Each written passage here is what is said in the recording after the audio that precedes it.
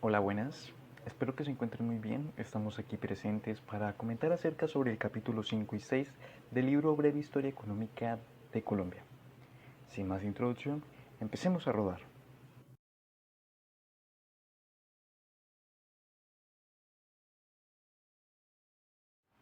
El movimiento independentista puede entenderse como el anhelo del autogobierno de los criollos para ingresar a un mundo industrializado que requiere materias primas y promete prosperidad.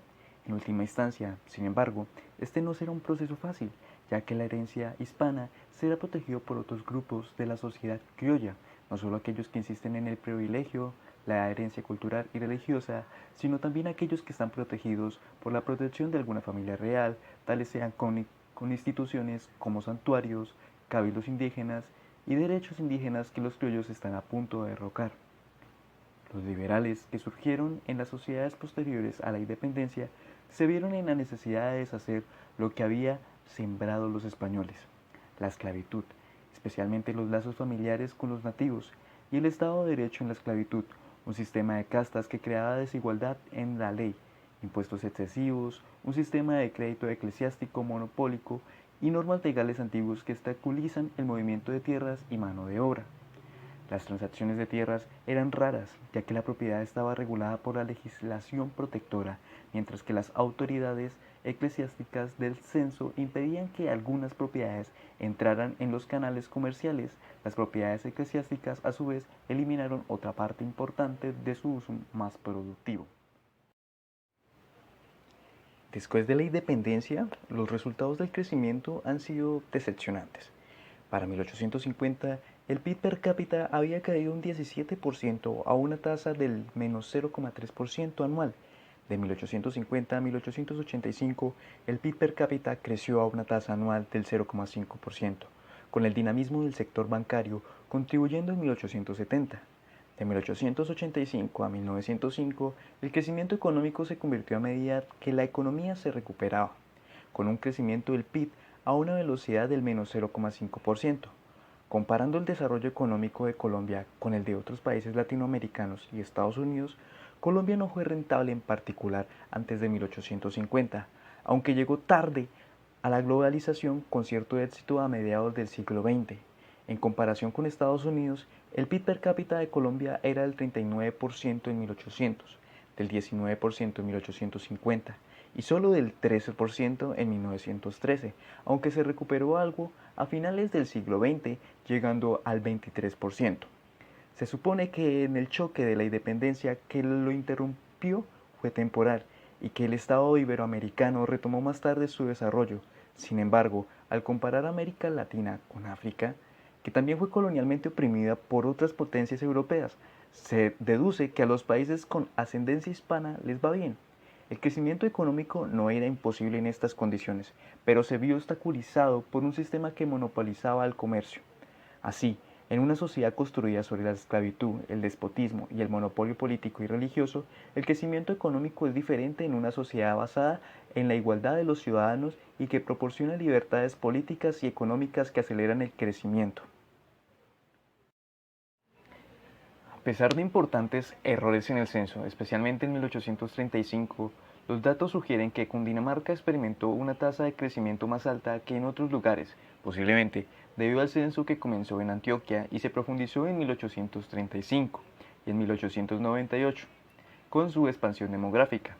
Entre 1835 y 1898, la tasa de crecimiento anual de Antioquia fue casi el doble que la de Santander, lo que refleja una mejor nutrición, salud y educación que mejoraron las tasas de supervivencia y natalidad infantil, mientras que las tasas de mortalidad aumentaron debido a que la vida disminuyó a medida que mejoraban las condiciones.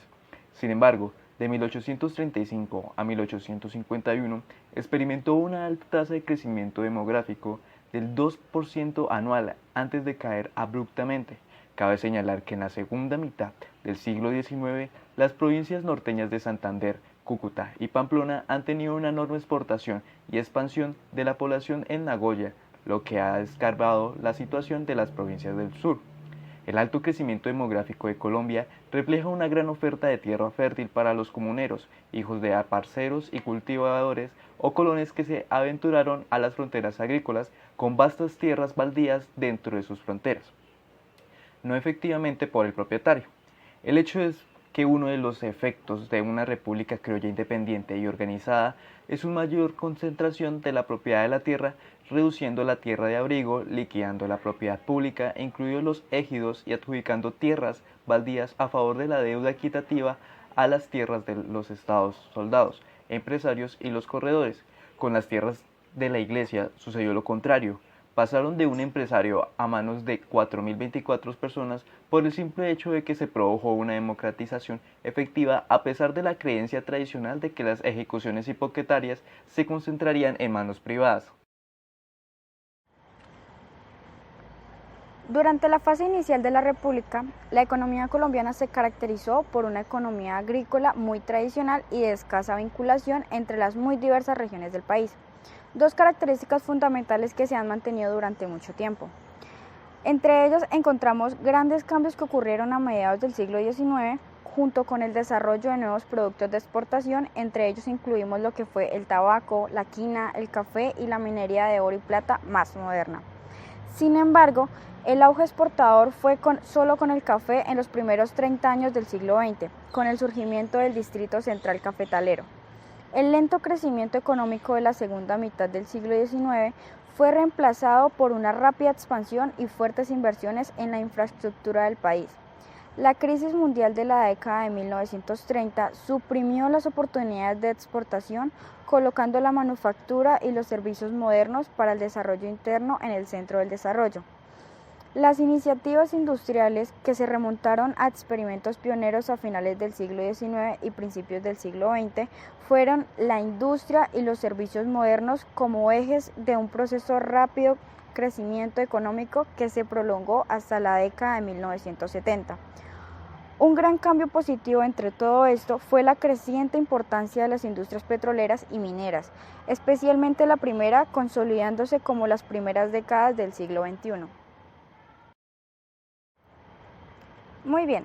Por otra parte, la producción de oro en la República fue un factor muy importante en el crecimiento económico de la época, y esta, a su vez, tuvo un importante aumento productivo en Antioquia en el siglo XIX. Ello duplicó la del siglo XVIII, mientras que la del Cauca y Chocó cayó de 38 millones de pesos en el siglo XVIII a 37 millones en el siglo XIX. Ahora, continuando con los impactos regionales, encontramos que durante el transcurso de la historia económica de Colombia se evidencia un gran impacto regional en su crecimiento económico, debido a que la base económica de la época contaba con un incipiente sector agrícola y una alta dependencia de la exportación de oro. En cuanto al desarrollo industrial, esta se vio afectada por la crisis de los años 30, donde se marcó inminentemente el cierre de las exportaciones, obligándolos a enfocarse en su mercado interno.